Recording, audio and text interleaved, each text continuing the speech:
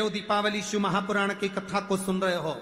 देव दिवाली जो प्रारंभ हुई थी वो त्रिपुरासुर के वध के बाद देवताओं ने इस दिवाली को मनाया था। उस कथा का तत्व ग्रहण करने का तुम्हें और हमको सौभाग्य मिला है।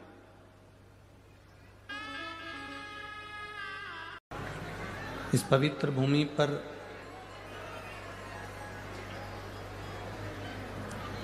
मेरे राघव जी महाराज, मेरे राम जी महाराज जब 14 वर्ष के लिए वन को जाते हैं,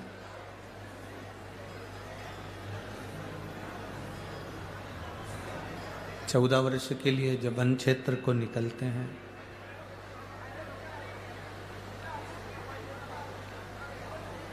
तो इस पवित्र भूमि पर उनका आगमन होता है।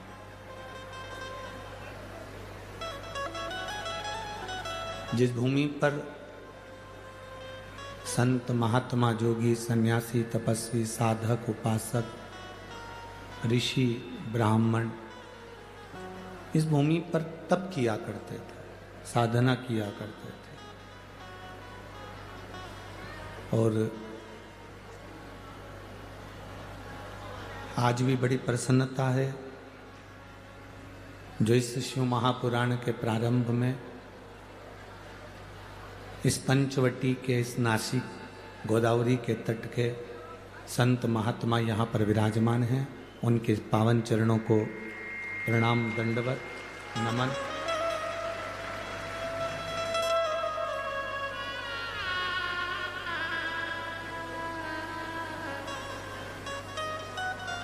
कभी कभी नासिक वालों अपने भाग्य की सराहना करा करो, अपने भाग्य की सराहना का स्मरण किया करो।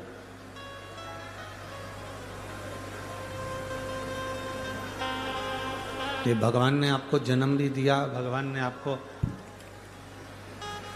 आपको अगर जन्म दिया है, भगवान ने आपको अगर इस मृत्यु लोक में भेजा, जन्म दिया,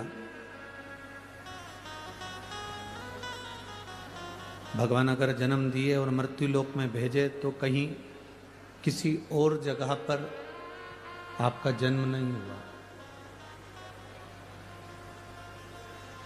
आप अगर जन्मे हो तो माँ गोदावरी की गोद में जन्मे हो, माँ सप्तशृंगी माता के चरणों में जन्मे हो, त्र्यंबकेश्वर बाबा के इस पवित्र चरणों में आप प्रकट हो।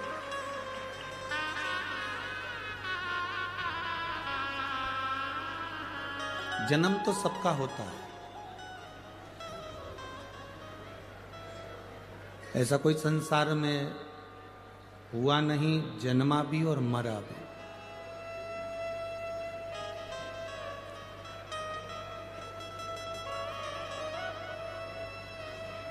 पर मृत्यु लोक में जन्म लेकर जो भगवान की भक्ति को धारण कर ले, जन्म लेकर जो भगवान के भजन में डूब जाए, जन्म लेकर जो भगवान की शरणागति ग्रहण कर ले, उसके बराबर संसार में कोई जन्म नहीं। जो भगवान की शरणागति में पड़ गया, जो भगवान की अविरल भक्ति में रम गया, फिर उसके बराबर कोई संसार का सुख नहीं, कोई सुख नहीं। कि तेरी कृपा बिना ना हिले एक भी लेते हैं श्वास तेरी कृपा से। बखान क्या करूं मैं राखों के ढेर का, चपटी भगोत में है खजाना कुबेर का। है गंगाधार मुक्ति द्वार ओमकार तू, भोले ओमकार तू। आयो शरण तिहार शंभो तार तार तू। आयो शरण तिहार शंभो तार तार तू। एक वो गंगा जो भगवान के मस्तक से निकली और भागीरथ बाबा के 60,000 काकाओं का उद्धार कर कर संपूर्ण विश्व का कल्याण करे, और एक गोदावरी गंगा जो भगवान की, वो गंगा भी जटा से निकली है और ये गंगा भी जटा से निकली है। उसने भी कल्याण करा है और इसने भी कल्याण करा।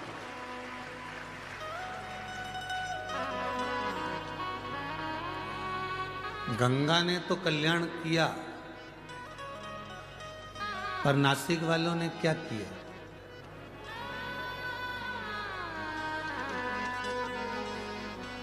कथा सुनने आए हो ना सब लोग? जम के बोलो जरा। कुछ खड़ी खोटी कह दें तो बुरा तो नहीं लगेगा? ठीक। लग जाए तो कल से मत आना, ठीक है? कहे बिगड़ रहेंगे नहीं। वो गंगा ने भी कल्याण करा और इस गंगा ने, गंगा गोदावरी ने भी कल्याण करा। उस गंगा के तट पर रहने वालों ने क्या करा और आपने इस गंगा के तट पर रहने वालों ने क्या करा? गंगा को कितना स्वच्छ रखा,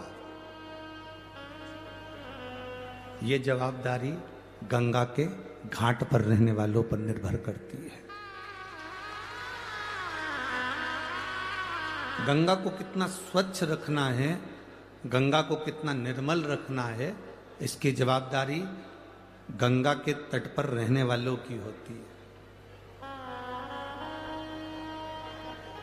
गंगा अपना काम करती है, जनमानस का कल्याण करती है, पापियों को उतारती है, जीवों का कल्याण करती है।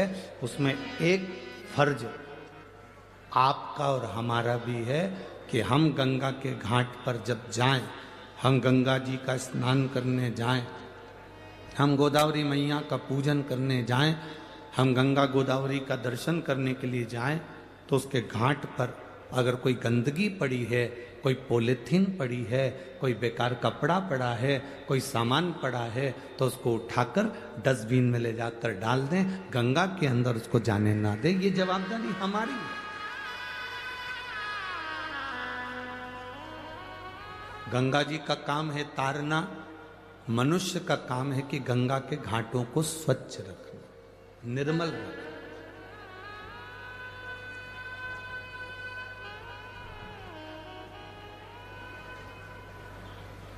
जितनी मां निर्मल होती है ना, उससे घर की बहू, बेटे, पोता पोती सब मालूम पड़ जाते हैं। अब ईमानदारी से बोलना, बहू तो बहुत जोरदार कांजीवरम की साड़ी पहने,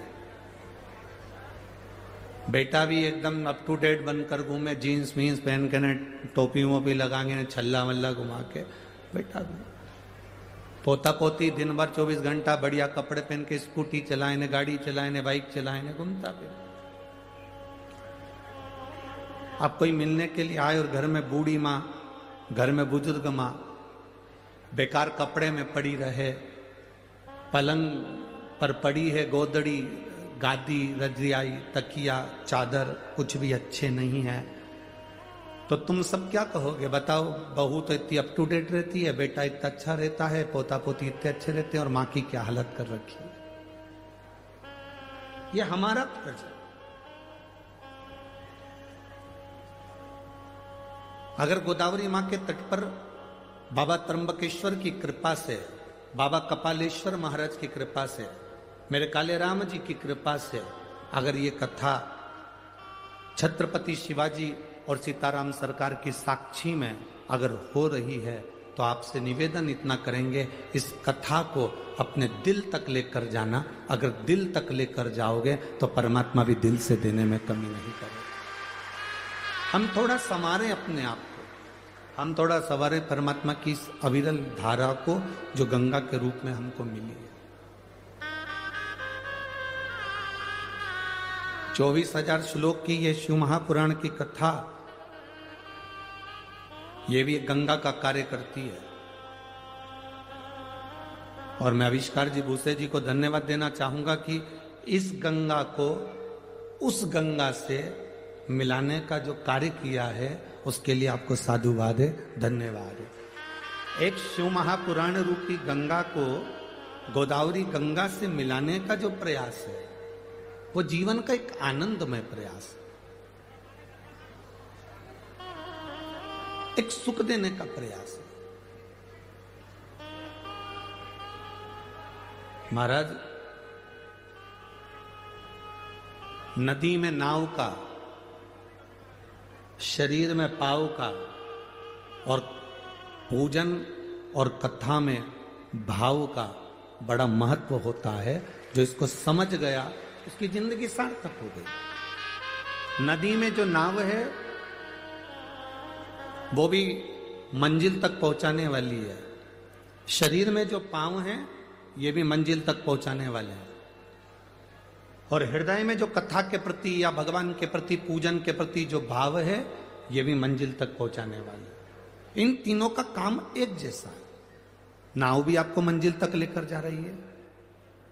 वो नाव हमको सिखाती है, एक लोहे का टुकड़ा पानी में पटकोगे वो डूब जाएगा, एक लोहे की कील पानी में पटकोगे वो डूब जाएगी, पर वो लोहे की कील जब लकड़ी में ठोक दी जाती है, वो लोहे की कील जब लकड़ी में ठोकी जाती है और लकड़ी में ठोकने के बाद वो लोहे की कील भी नाव बनकर उस लकड़ी के साथ मंजिल तक पहुंच जाती है। यह हमारा शास्त्र कहता है, लोहे की कील को वैसे ही पानी में छोड़ोगे तो डूबेगी, लोहे के कीले को पानी में छोड़ोगे तो वो डूब जाएगा, पर वो लोहे का कीला अगर लकड़ी में ठोक दिया जाए तो वो बहता बहता मंजिल तक पार उतर जाएगा। उसी तरह हम भी एक लोहे की कील की तरह हैं। अगर शिव महापुराण की इस लकड़ी में, शिव महापुराण की चंदन की संविधा में अगर हम अच्छे से ठुक गए, अपने मन को अच्छे से लगा लिया, तो समझ लेना कि हम भी मंजिल तक पहुंच गए, पार उतर गए।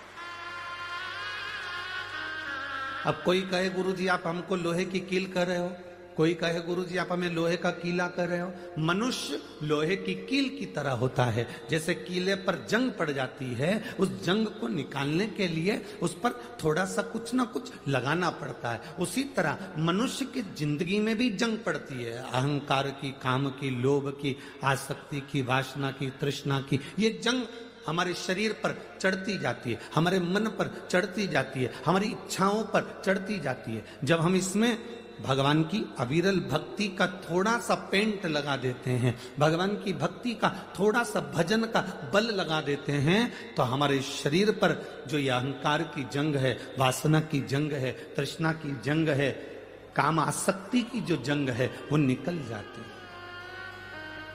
नदी में नाव का, शरीर में, जम के बोलो, पांव का। ये अगर शरीर में पांव नहीं हो ना तो फिर मंजिल तक पहुंचना बड़ा कठिन, बहुत कठिन।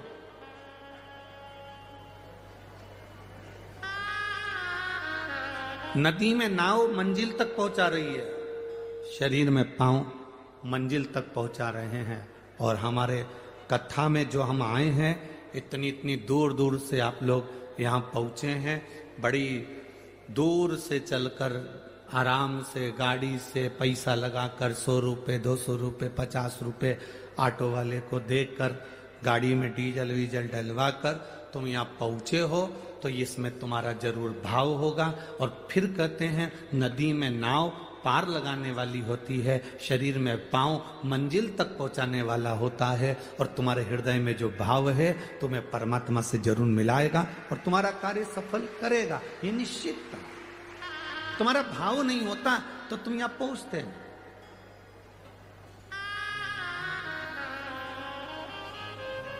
आप में से कितने लोग बैठे हैं जिनको मार ठोक के बिठाया हो?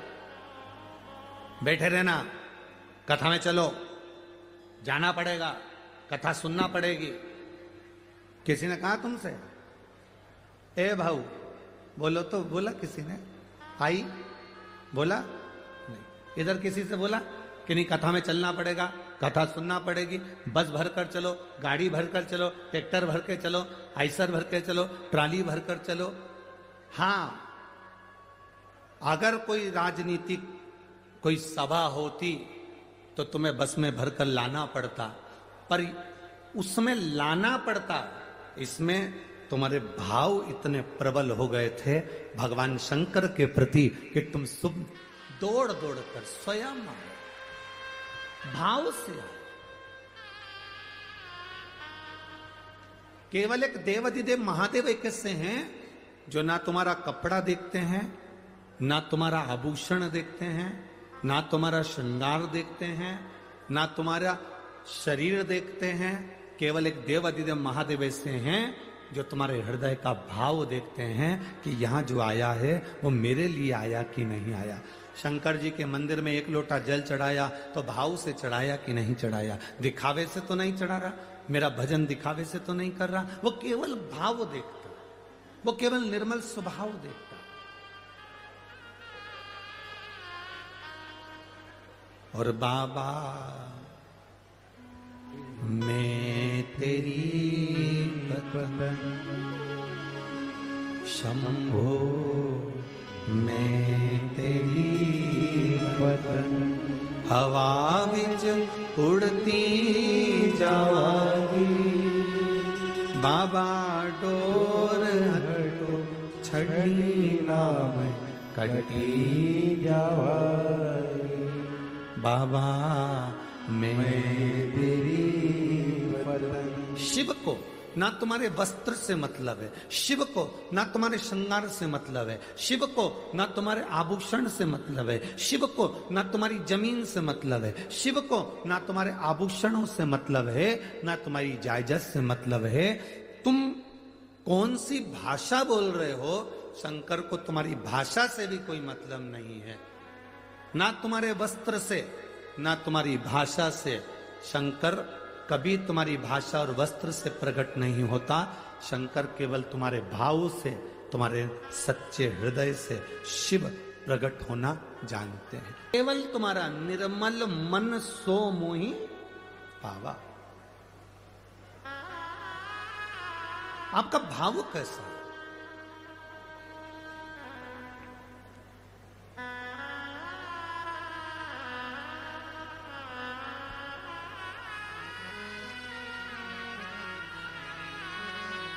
जब हम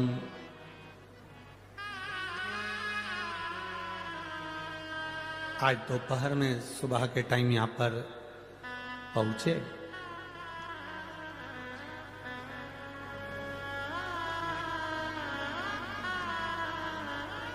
जब यहां पहुंचे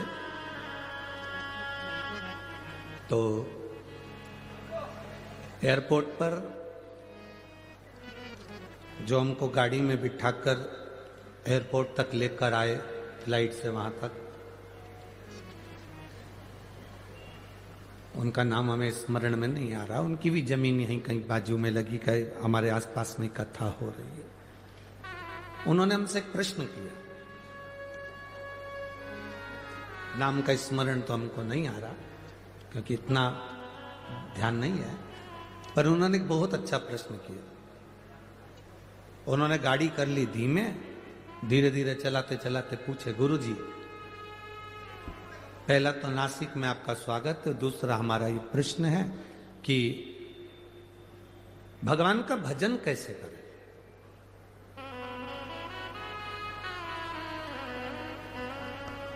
अब हमने कहा सामने इधर से घुमाकर तुम एयरपोर्ट पे ले जाके खड़ा कर दोगे, प्रवचन थोड़ा लंबा है, अब हम बोलेंगे कि भजन कैसे कर। उसका प्रश्न था भगवान का भजन कैसे करें। फिर भी हमने कहा एक बार कबीरा का एक संवाद अपनी जिंदगी में जरूर उतारना। दो बहन चक्की पर बैठकर गेहूं पीस रही थी, आटा बना रही थी। एक पीसती जाए, उसमें से गेहूं का दाना उठा के मुंह में डालती जाए। नासिक की भी कई जीजियों की आदत है ऐसा नहीं है? दाना लिया मुंह में डाला। दूसरी भी पीसती जाए, मुख में दाना नहीं डाल रही, फिर उसने लिया मुंह में डाल लिया, फिर पीसती जाए। दूसरी बहन ने देखा आधे घंटा हो गया, 1 घंटा हो गया, ये गेहूं का दाना उठाती है मुंह में डाल लेती है, फिर दाना उठाती है फिर मुंह में डाल लेती है, ये कोई अच्छी बात है? बहन ने बहन से कहा तेरे में बुद्धि नहीं है, अक्ल नहीं है, मूर्ख है तू, बिल्कुल चतुराई नहीं तेरे में, क्या कर रही है ये? दाना उठाया मुंह में डाल लिया, फिर दाना उठाया मुंह में डाल लिया, और मुझे देख एक दाना मुंह में नहीं डाला, चक्की चलाती जा रही, चलाती जा रही, चलाती जा रही, और वो दाना डालती जा रही, चलाती जा रही, डालती जा रही, चलाती जा रही।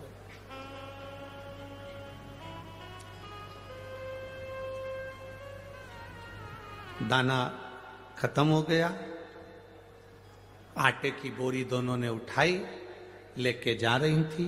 रास्ते में बहुत सारा कीचड़ था, पानी पड़ा था, खड्डा था, कीचड़ में दोनों का पांव फिसला, आटे की बोरी का आटा पूरा कीचड़ में डूब गया। सबसे ज्यादा दुख किसको हुआ? बोलो तो ही जीजियो, बोलो जरा, ए नासिक की जीजियो, और जितने नासिक के जीजा उन बैठे हैं अच्छे से बोलो, सबसे ज्यादा दुख किसको हुआ?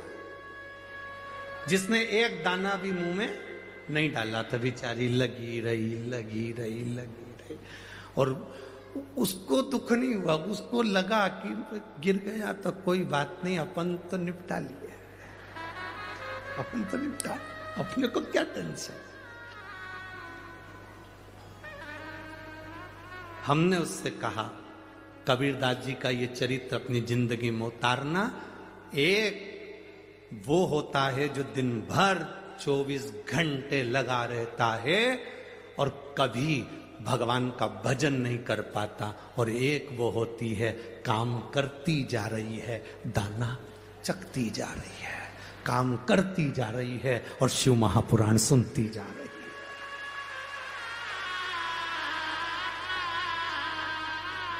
बाद में आटा कीचड़ में चले जाता है, किसी काम का नहीं रहता।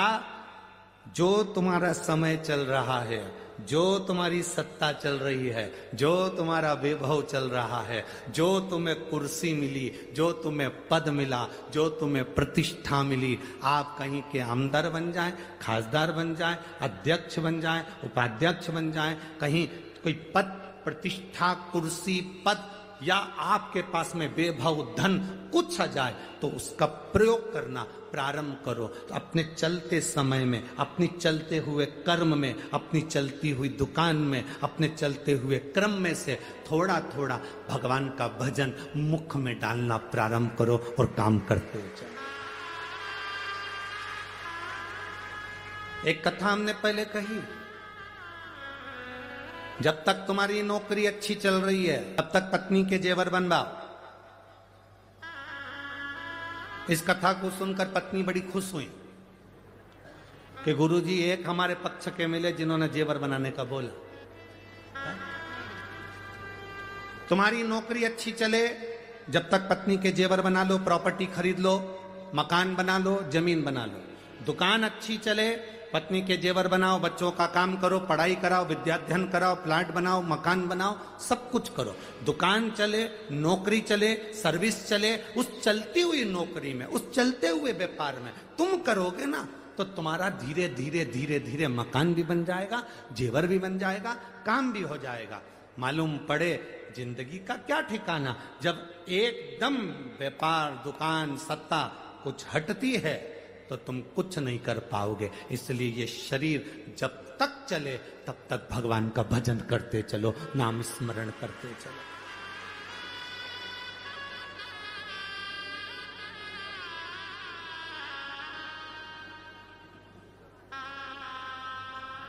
आप लोगों ने सुना होगा, पहले कथा में कहा था, जब तक शरीर चले और तुम्हारे घर में चले, दो चीजें हैं। पहला, बोलो बोलो जम के बोलो जरा, जब तक, इतनी धीमे बोलते हैं कि नासिक वाले, जब तक शरीर चले और जब तक तुम्हारे घर में चले।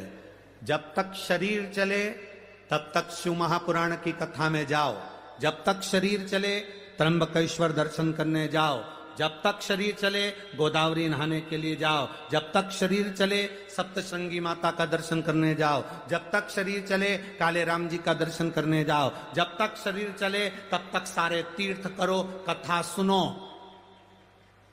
शरीर चलना बंद हो जाएगा, तुम अपने बच्चों से कहोगी मुझे कथा में छोड़िया, पहला शब्द बच्चों का होगा इतने ट्रैफिक में, इतनी भीड़ में हमारे बस की बात नहीं, हम नहीं लेके जाएंगे, कथा टीवी पे सुन लो। फिर तुम कहोगी रे अपने नासिक में हो रही रे, ए नासिक के बाजू में हो रही है, चल। शिव महापुराण की कथा, इधर नासिक, इधर त्र्यंबकेश्वर, बीच में महादेव की कथा, तू हमको लेकर चल। अरे इतनी भीड़ में क्या करोगे? शरीर चले तब तक कथा सुनो, शरीर चले तब तक तीर्थ करो, और तुम्हारे घर में चले तब तक इन दोनों हाथों से गौ माता को रोटी भी दो, संत ब्राह्मण की सेवा भी करो, और बहन बेटी का भी दान पुण्य करते रहो, और अपने हाथों से पुण्य कमाते रहो, अपने हाथों से पुण्य कमाते। क्या मिलेगा?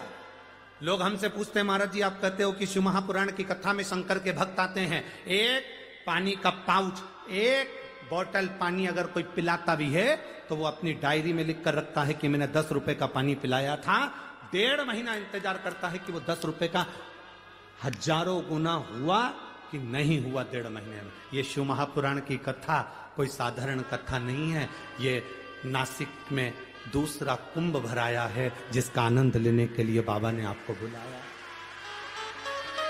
ये दूसरा कुंभ है।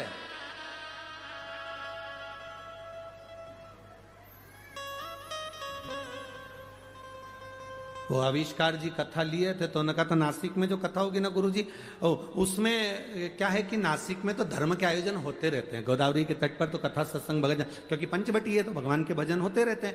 तो हम जो टेंट लगाएंगे ना तो हमको ऐसा लगता है कि वहां थोड़ा कथा में लोग हो सकता है कम जुड़े।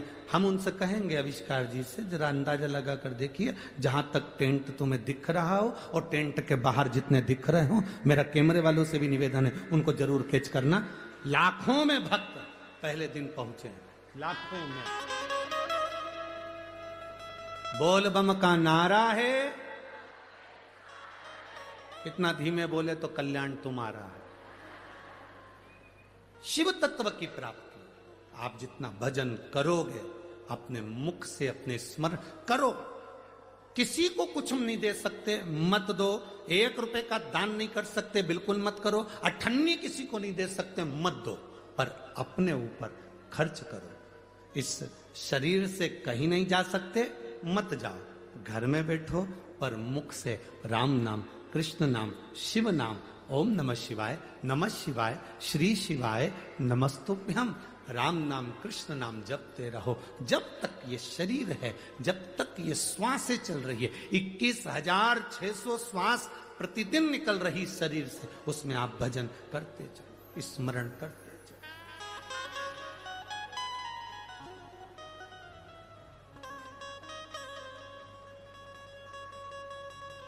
जितना भजन कर सकते हो उतना करो। अरे मिलती है राम नाम की दौलत कभी कभी, होती है अपने नासिक में शिव पुराण कभी कभी। बड़ी मुश्किल से मिली है, बड़ी मुश्किल से। एक माता ने तो लिखा है पत्र में,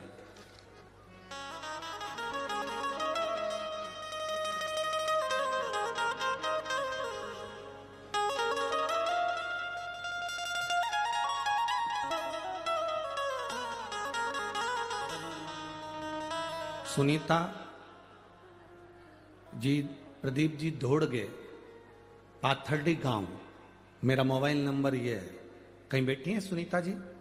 सुनीता दौड़गे, पाथर्डी गांव, कहीं बैठी हो तो हाथ हिला। आप ही हैं?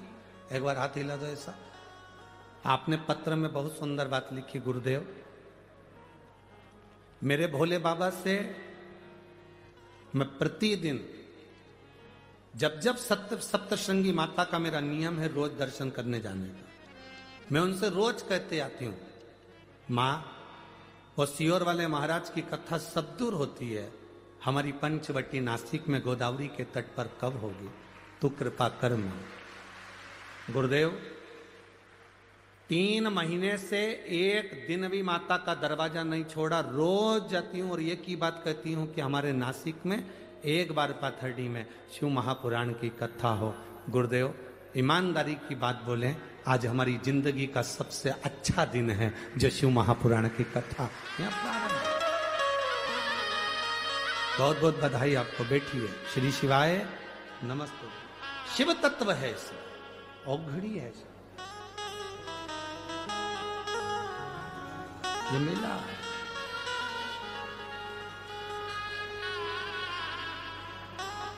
और यदि ये मिला है शरीर तो थोड़ा भजन, थोड़ा कीर्तन अपनी जिंदगी में करो। क्या देगा महादेव, ये उसके ऊपर निर्भर करता है। एक बहन ने पत्र लिखा,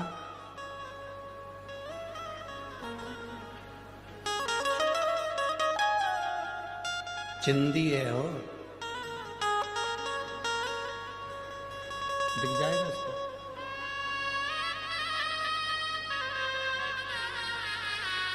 सारिका सुनील भवर, नासिक से हूं, कहीं बैठी हो तो हाथ हिलाइएगा। कहीं बैठी हो, बीच वाले पंडाल में है क्या? हाँ हाथ हिलाइए, दिख गए, ठीक है, हाथ हिलाइएगा, वापिस हिला दो जी। सारिका सुनील भंवर, नासिक से हूं गुरुदेव। आप कहते हो गुरुदेव शंकर देता है 3 महीने के अंदर झोली भर देता है। गुरुदेव मैं बाबा से प्रार्थना करी, मेरी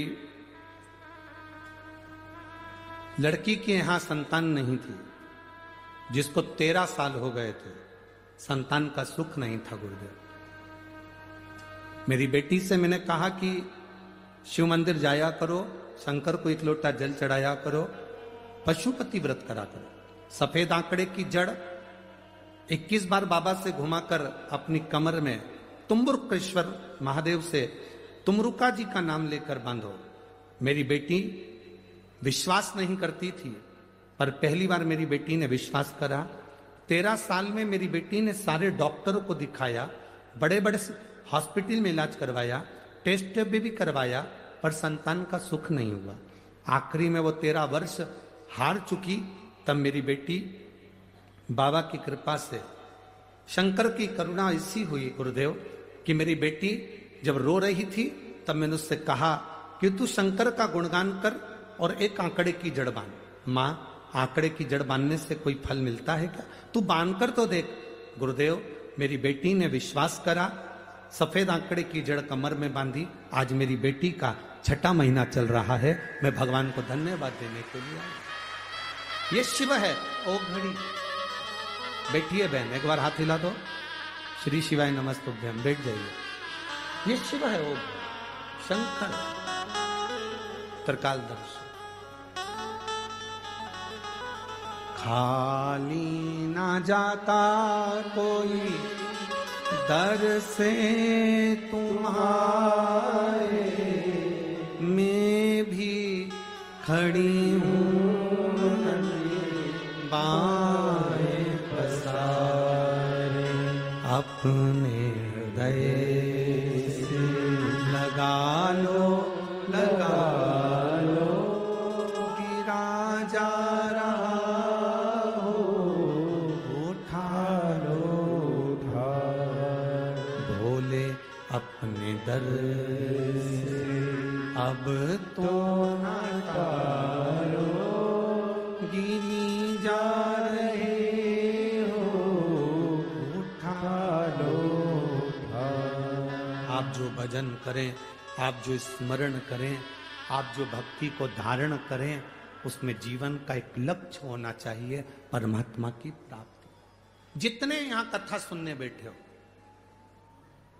बाबा ने अगर आपको यहां बुलाया है, कार्तिक के महीने में दामोदर मास में गोदावरी के तट पर बैठकर त्र्यंबकेश्वर बाबा की साक्षी में, कपालेश्वर महादेव की साक्षी में, सीताराम सरकार की पवित्र भूमि पर पंचवटी में आप अगर कथा को श्रवण कर रहे हो तो ये विश्वास मानकर चलना कि कहीं ना कहीं शंकर के आप बड़े परम प्रिय हो, इसलिए शिवजी आपका हाथ पकड़कर यहां बुला।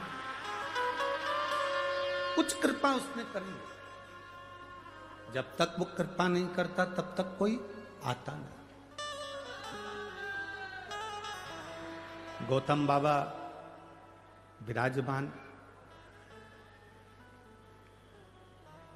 जब गौतम ऋषि की धर्मपत्नी माहिल्या अपनी भक्ति में तल्लीन रहती, भजन में तल्लीन रहती, एक पुरुष में ईर्ष्या कम होती है। पुरुष से कम ईर्ष्या रखता है।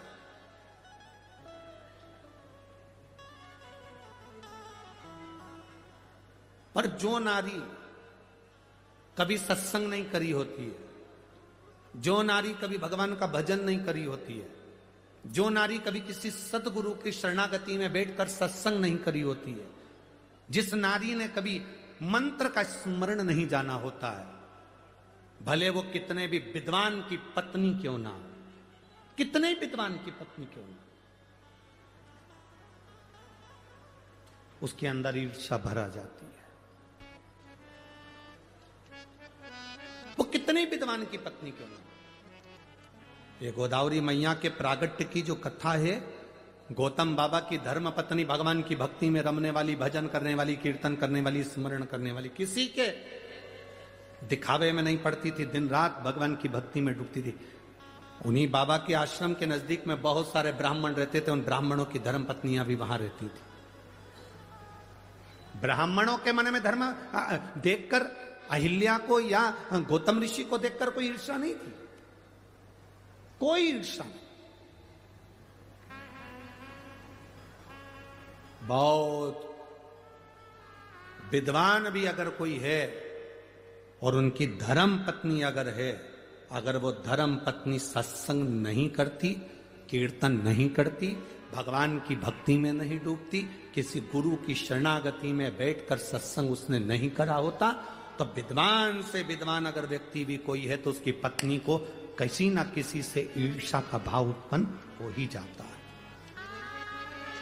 ईर्ष्या उत्पन्न होती है।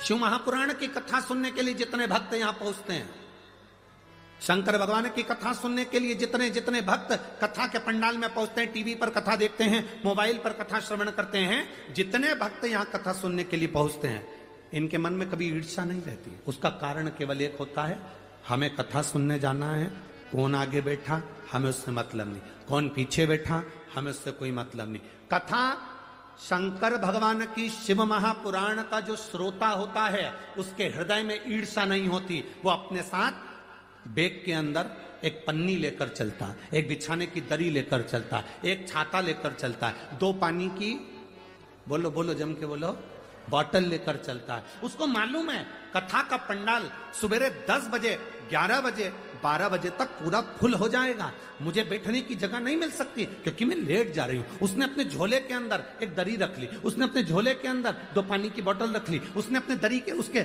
झोले के अंदर एक छाता रख लिया। उसको मालूम है कि मैं कहीं पर भी बैठ जाऊंगी और मुझे ये शिव महापुराण की कथा जहां सुनने को मिलेगी। सियोर वाला महाराज कहता है, एकांतेश्वर महादेव जब कृपा करता है तो खूब पंडाल में जगह नहीं मिली तो मैं कहीं एकांत में बैठकर महादेव की कथा का रसपान ग्रहण कर लूंगी, उसमें भी मुझे सुख का अनुभव हो जाए, उसमें भी मुझे आनंद का अनुभव हो जाए, उसमें भी मुझे एक रसतत्व प्राप्त हो जाएगा, भगवान की अविरल भक्ति प्राप्त हो जाएगी। ये वो जानती है, ये उसके चित्त में है, ये उसके हृदय में है, ये उसकी चित्त वृत्ति में विराजमान है, ये उसके हृदय में विराजमान, और ये उसके हृदय के बीच मध्य में बैठा हुआ। कि वो शिव है तो वो आनंदता देता है।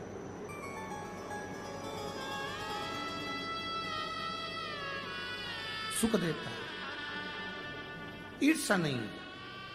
पर गौतम बाबा की धर्म पत्नी माता अहिल्या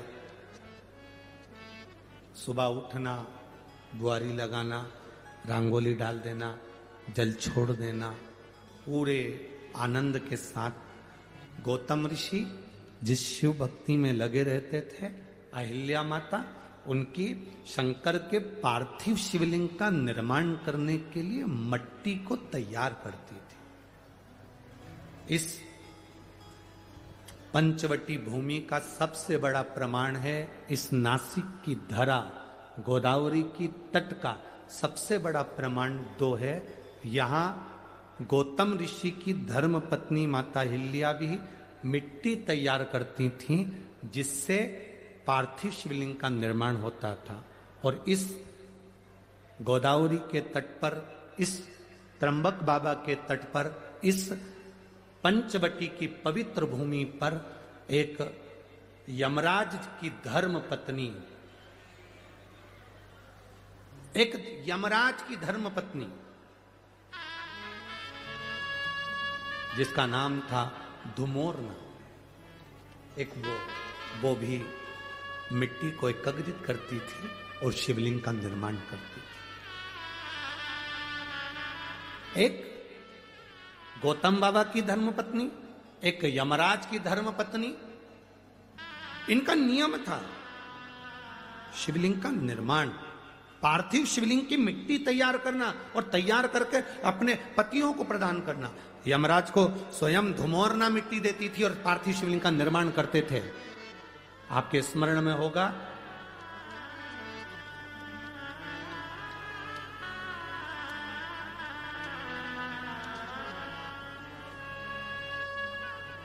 एक बार यमराज ने स्वयं ब्रह्मा जी से प्रश्न किया था, स्मरण करिएगा, गर्ग संहिता, कूर्म पुराण और ब्रह्म विवर्त पुराण का यह संवाद बड़ा सुंदर है। आज देव दीपावली के इस पवित्र कथा का लाभ अपन ले रहे हैं, अपने भीतर उतारिएगा। यमराज, धर्मराज स्वयं यमराज ब्रह्मा जी के पास में गए।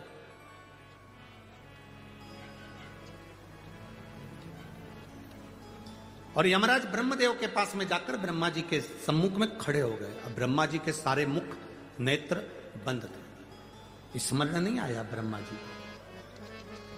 माता वीणा वादनी ने आवाज लगाकर अपने स्वर में अपनी वीणा से कहा, ब्रह्मदेव, दरवाजे पर यमराज आए हैं। ब्रह्मा जी ने अपने नेत्र खोले और ब्रह्मा जी ने जो नेत्र खोले तो सामने क्या देखते हैं कि यमराज खड़ा हुआ।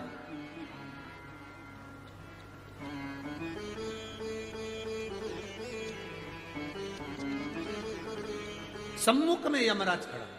ब्रह्मा जी ने पूछ लिया, यम, आज क्या बात है, तुम ब्रह्मलोक में आकर खड़े हुए हो?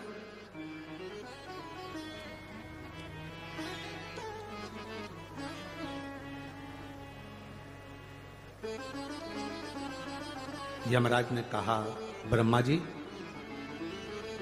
मैं संसार के पापी जीवों को नरक का भोग भुगताता हूं। मैं मृत्यु लोक से आने वाले जितने जितने पापी जीव हैं, इनको यम का, नरक का भोग भुगताता हूं। इन जीवों को जब नरक का भोग भुगताता हूंगा तो उसका थोड़ा ना थोड़ा दोष मुझे भी तो लगता होगा। ब्रह्मा जी ने कहा, आप तो पूरा निर्णय देने के बाद भोग भुगताते हो तो आपको पाप लगना ही नहीं चाहिए। परंतु यमराज ने कहा, नहीं, मेरी धर्म पत्नी धुमोरना कहती है, मेरी धर्म पत्नी धुमोरना ने कहा है कि अगर आप जीव को नरक का भोग भी भुगता रहे हो तो कुछ ना कुछ दोष तुम्हारी जिंदगी में लगेगा जरूर। मैं क्या करूं? ब्रह्मा जी ने कहा, इसका उत्तर तो मैं नहीं दे सकता, पर इसका उत्तर आपको भगवान नारायण दे सकते हैं। यमराज उसी समय पर ब्रह्मा जी को प्रणाम करे, यमराज के वहां से सीधे भगवान नारायण के पास पहुंच गए। नारायण के दरवाजे पर जैसे बैकुंठ में पहुंचे, माता लक्ष्मी नारायण के चरण दबा रही थी और यमराज ने आकर भगवान के चरणों को प्रणाम करा। जय जयकार हो प्रभु श्रीमन नारायण, हर हर महादेव। प्रणाम कर पूछा, लक्ष्मी जी चरण दबा रही थी। लक्ष्मी जी ने संवाद किया, प्रभु यम आए हैं। भगवान नारायण के नेत्र खुले, उठकर भगवान नारायण बैठे। क्या बात है यम, कैसे आना हुआ? यम ने कहा, जीवों को जब मैं त्राण देता हूं, जीवों को जब मैं नरक भुगताता हूं, उस समय पर मेरे को भी तो दोष लगता होगा। उस दोष की मुक्ति कैसे, उस दोष का निवारण कैसे? भगवान नारायण ने कहा, सुनो यम,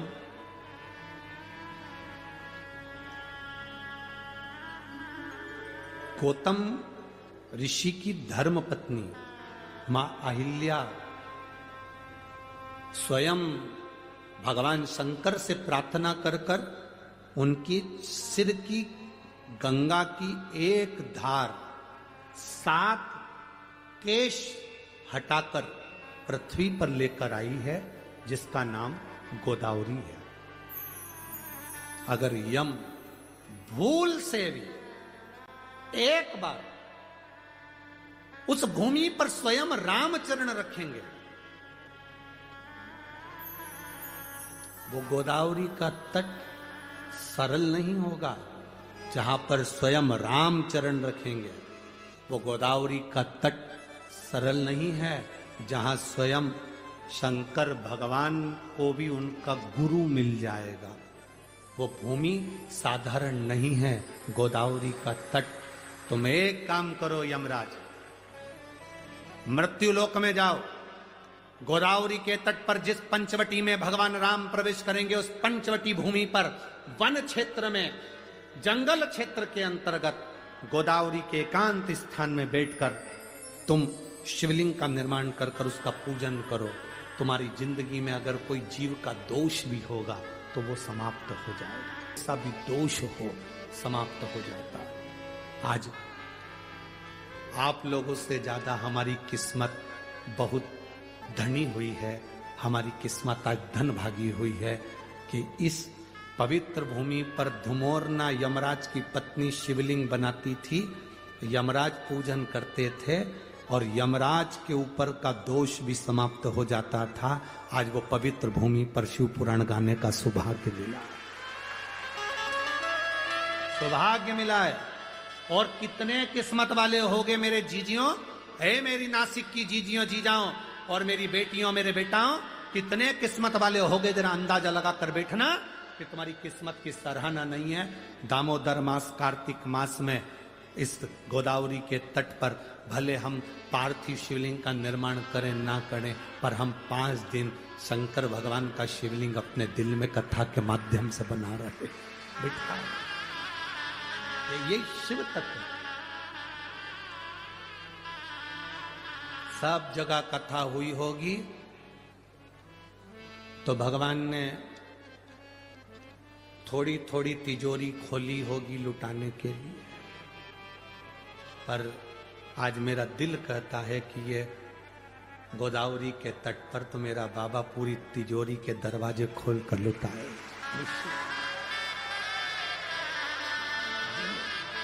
आप सुनो, दिल से जो प्रार्थना करोगे वो सुनेगा। एक तो तट गोदावरी का, त्र्यंबक बाबा की साक्षी है। त्र्यंबक बाबा इधर कपालेश्वर की साक्षी है। कपालेश्वर, जब हम कथा में आ रहे थे, जब ऊपर चढ़े तो आते से हमने वो नंदी को देखा, वो बैठा। तुमने देखा कि नहीं देखा? उसको देखते से याद आ गई, रे बाबा गजब करी तूने नंदी बाबा।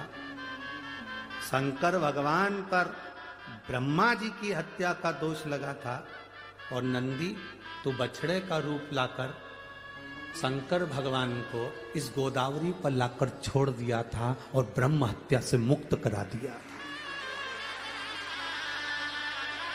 इस नंदी ने बछड़े का रूप रखकर ब्रह्महत्या से भगवान शिव को मुक्त करा दिया। आज विचार करो, और नंदी वास एकांत में बैठा हुआ इस शिव महापुराण की ओर देखकर आप और हमको भी यही ज्ञान दे रहा है कि तुम सबको ना जाने कितने पाप से मुक्त कर दूंगा 5 दिन की इस कथा में। कितने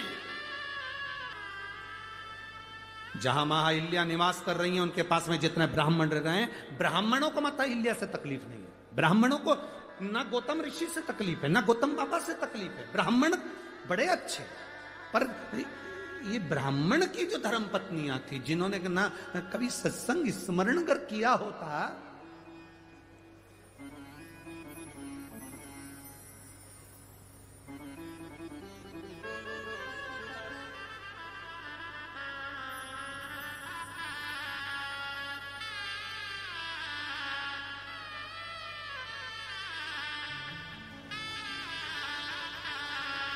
जिसका पति बहुत विद्वान है, जिसका पति बहुत ज्ञानवान है, बहुत विद्वान है, वो अपने पति की विद्वत्ता को मान ले, ये बहुत बड़ी बात है। कौन? विद्वान की चंद्रघंटा, विद्वान की जगदम्बा, तो मान ले, बहुत बड़ी बात है। एक पंडित जी प्रवचन में बोल रहे थे, चतुर्मास में 4 महीना बैंगन नहीं खाना चाहिए। कौन बोले? बोलो बोलो, जम के बोलो।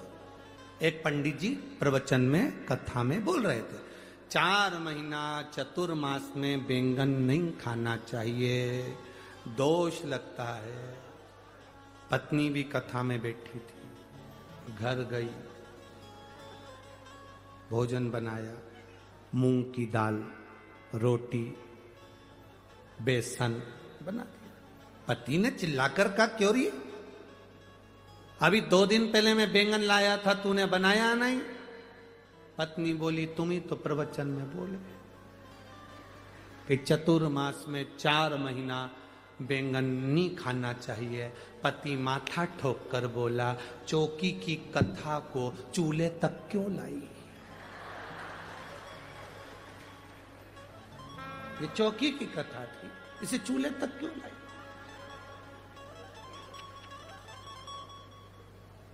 शिव पुराण कहती है, बोलने वाले को सबसे पहले चाहिए कि स्वयं अमल कर, स्वयं अमल। एक पिता अपने बेटे से कहता है,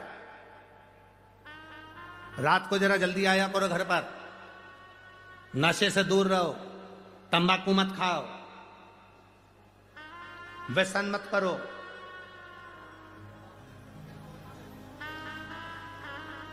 हमारे वो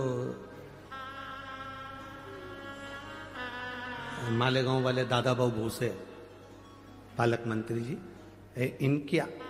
इनका सबसे अच्छा अगर उद्बोधन हमको लगता है तो एक लगता है, मालेगांव में भी जब कथा हुई तो इन्होंने आखिरी में जब आभार व्यक्त करा, धूलिया में कथा हुई, उन्होंने जब आभार व्यक्त करा तो जितने लोग कथा सुनने आते हैं उन सबसे एक संकल्प करा लेते हैं कि तुम कभी अगर कथा में आए हो तो व्यसन नहीं करोगे, व्यसन को छोड़ो।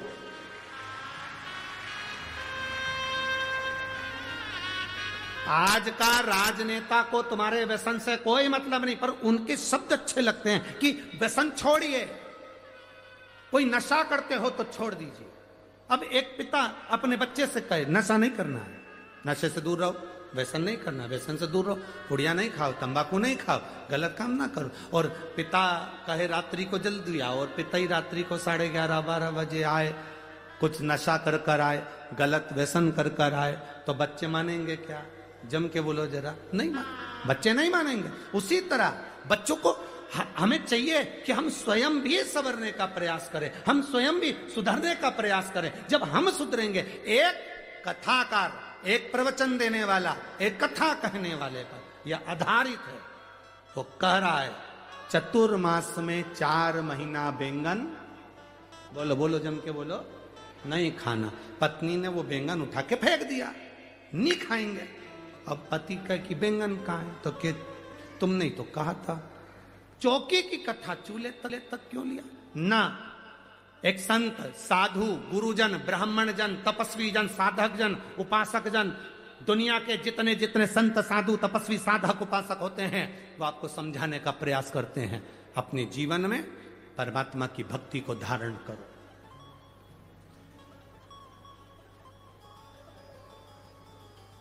भगवान की अविरल भक्ति को उतारने का प्रयास करो। अब साधु संत स्वयं भी भगवान की अविरल भक्ति में जब डूबते हैं तो कहते हैं कि भक्ति करो, भजन करो। किसी ने एक बार प्रश्न किया था कि हम शंकर जी के मंदिर जाते हैं और हमसे कोई गलती हो जाती है तो शंकर जी क्या क्रोध करते हैं?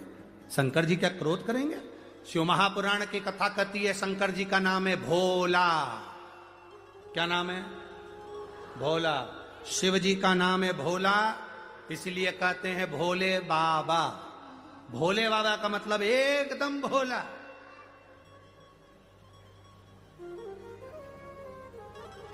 भूतों को भोजन करना आता है क्या? जम के बोलो जरा, अरे जम के बोलो। भूतों को भोजन करना आता है? भूत प्रेत को 5 स्टार होटल में जाना आता है? नहीं।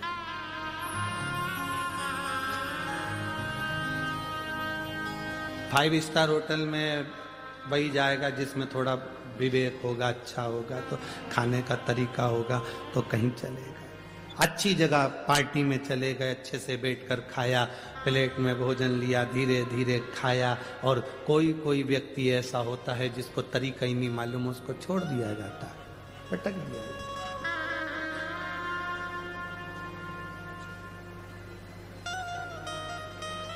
अब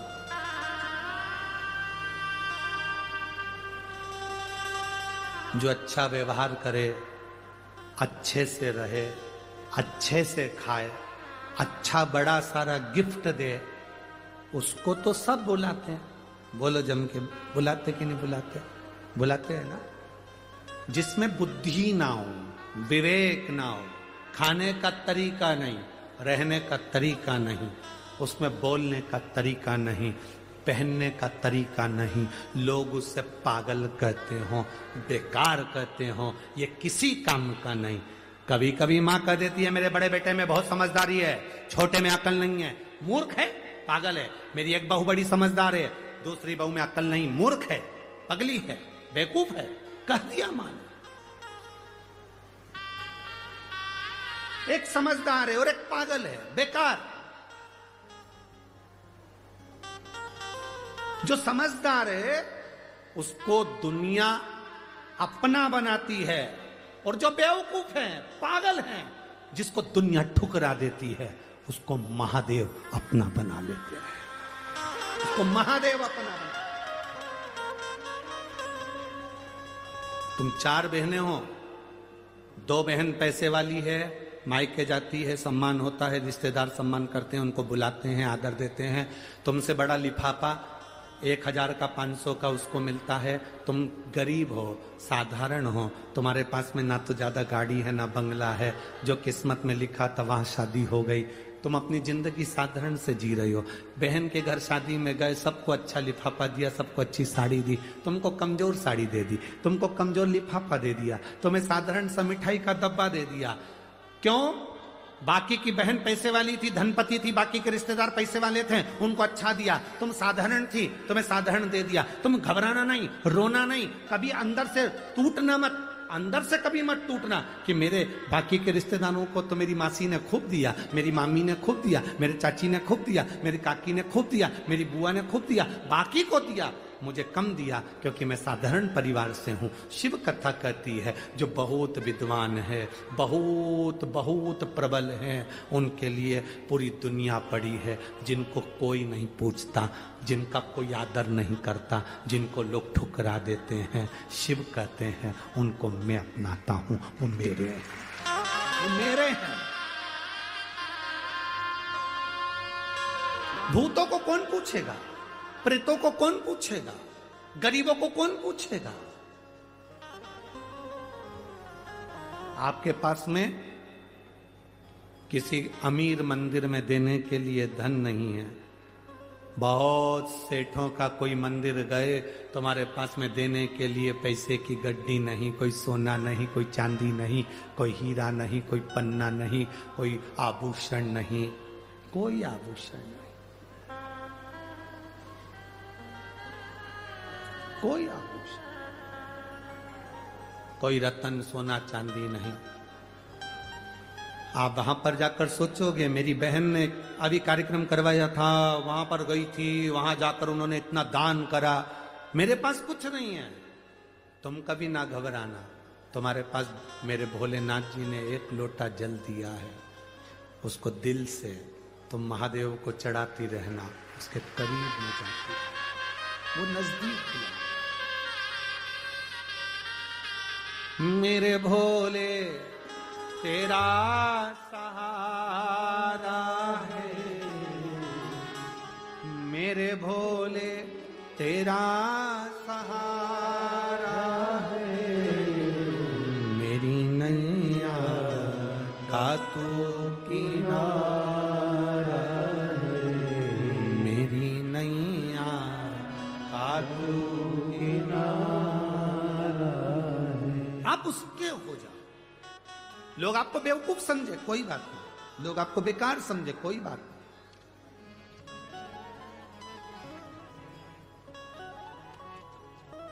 आप किसी काम के नहीं, समझे समझने वाले। एक लड़के के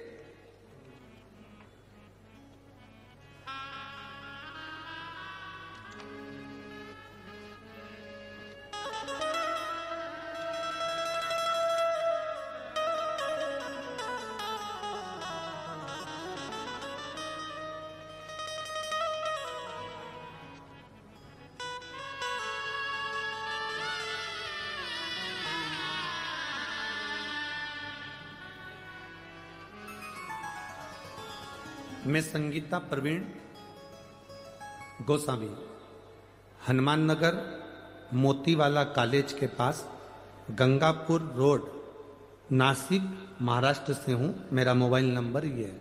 कहीं बैठी हैं तो हाथ हिला सकती हैं। हाँ आप ही हैं, एक बार वापिस हाथ हिला दो जी। मैं संगीता प्रवीण गोस्वामी हनुमान नगर मोतीवाला कॉलेज के पास गंगापुर रोड नासिक महाराष्ट्र से हूं। मालेगांव में जो कथा हुई थी तब हमें पता चला कि बाबा की कृपा क्या होती है। गुरुदेव, मेरी बड़ी दीदी के गले में गठान हो गई, जिस गठान का ऑपरेशन करने के लिए डॉक्टर ने कह दिया, गठान का ऑपरेशन होगा तो डॉक्टर ने कहा इनकी आवाज जा सकती है और ये गठान जो है ये कैंसर की। सब घबरा गए, आवाज भी चली जाएगी, गठान निकालना भी जरूरी है गले में से, करें तो करें क्या। दादा बाबू भूसे जी को मैं धन्यवाद देना चाहती हूं, शिव महापुराण की जो अलख जगाई उसके लिए मैं उनको साधुवाद दूंगी। कथा का रसतत्व किसे कहते हैं ये हमें सुनना सिखाया। जब दीदी को गठान हुई, डॉक्टर ने कह दिया गठान साधारण नहीं है, जांच के लिए बाहर जाएगी और इसमें रोग है, बीमारी है, वो निश्चित है। फिर वापिस हमने नासिक में दिखाने के बाद में गुजरात में जांच कराई तो भी उन्होंने कह दिया 8 दिन के अंदर इस गठान का ऑपरेशन करा लो, ये ज्यादा फैल रहा है, तकलीफ हो। परंतु इसका एक सबसे बड़ी बात यह है कि इसमें आवाज चली जाएगी गले की और गला पूरा बंद हो जाएगा, क्योंकि कंठ पर ही ये गठान है तो पूरा गला वहीं से कटेगा और वहां से पूरा निकलेगा। क्या करा जाए? तब हम 10 अक्टूबर को वापिस कैंसर सेंटर धुले में उनको एडमिट करा दिया। 13 अक्टूबर को ऑपरेशन की तारीख दी गई और ऑपरेशन की तारीख दी गई तब विचार करा आप करें तो करें क्या। और यहाँ के कैंसर हॉस्पिटल के डॉक्टर ने भी कह दिया कि इसकी आवाज पूरी जाना है गठान निकली है वो कैंसर की होगी, जांच होगी। उस समय पर मालेगांव कथा थी, बाबा से प्रार्थना करी, बाबा से निवेदन करा कि बाबा बहन के गले में अगर गठान है और वो कैंसर की ना निकले और उसकी आवाज ना जाए, जहां कथा होगी मैं वहां कथा सुनूंगी। मालेगांव की कथा के समय पर हम निवेदन करें, बाबा की कृपा से बहन की ऑपरेशन हुआ, श्री शिवाय नमस्तुभ्यम का जाप करा, शिव जी पे चढ़ी हुई एक बेलपत्र बहन के, हमने डॉक्टर से कहा आपसे बस एक निवेदन है, इसके पलंग के पास में ये बेलपत्र ऑपरेशन के समय पर रख देना। इतने अच्छे डॉक्टर थे कैंसर हॉस्पिटल के, उन्होंने वो बेलपत्र उनके पलंग के पास रखी। गांठ का ऑपरेशन हुआ, बाबा की कृपा क्या होती है गुरुदेव, वो सारे डॉक्टरों ने कैंसर बताया था। गांठ निकलने के बाद जांच के लिए पुणे गई, वहां से रिपोर्ट आई कि ये कैंसर नहीं है और उनकी आवाज भी वापिस आ गई। शिव तत्व है। ओ घड़ी शंभु, अब ठीक है बाबू, हाथ हिला दो एक बार वापिस। श्री शिवाय नमस्तुभ्यम। हम यहां कथा में बाबा को धन्यवाद देने के लिए बैठिए। श्री शिवाय नमस्तुभ्यम। शिव तत्व इसी को कहते हैं, ओ घड़ी इसी को कहते हैं। आपका जो भरोसा है, आपका जो विश्वास है, वो दृढ़ हो। मेरी नासिक की जीनियों, आप कथा सुनने के लिए बैठे जरूर हो। बाबा ने अगर बुलाया है, कोई शादी में बुलाता है तो विदाई में मिठाई का डब्बा देकर भेजता है, साड़ी देकर भेजता है, गिफ्ट देकर भेजता है। मेरा बाबा अगर इस नासिक की धरा पर शिव पुराण कथा सुनने बुलाया है तो 5वें दिन कुछ ना कुछ देकर भेजेगा जरूर, खाली नहीं भेजेगा, भेजेगा। इसीलिए शिव महापुराण कथा कर सादा।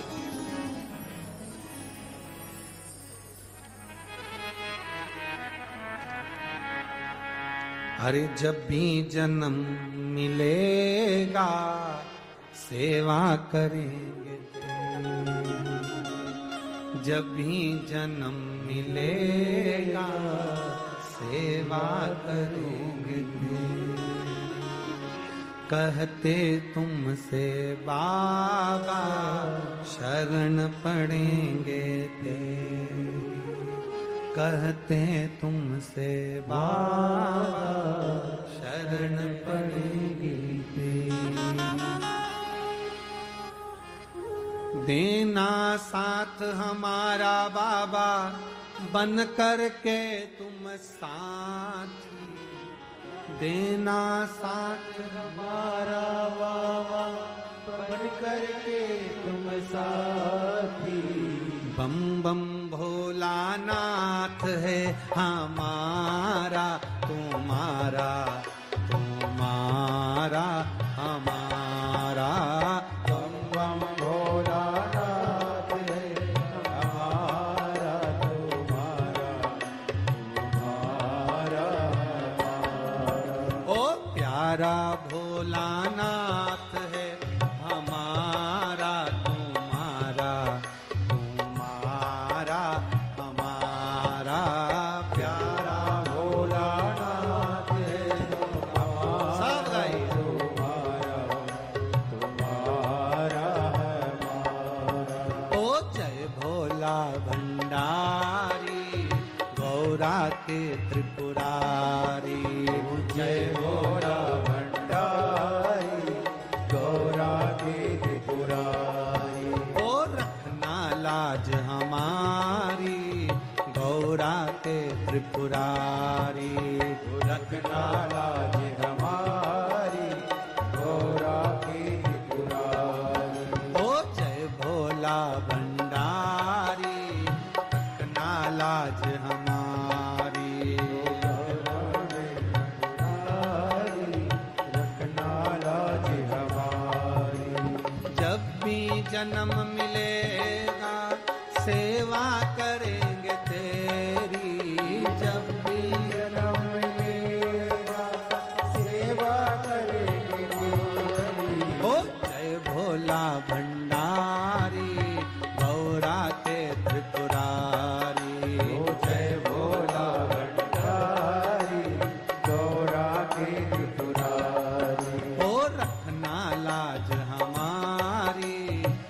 मथुरा के त्रिपुरारी। गोरखनाथ जी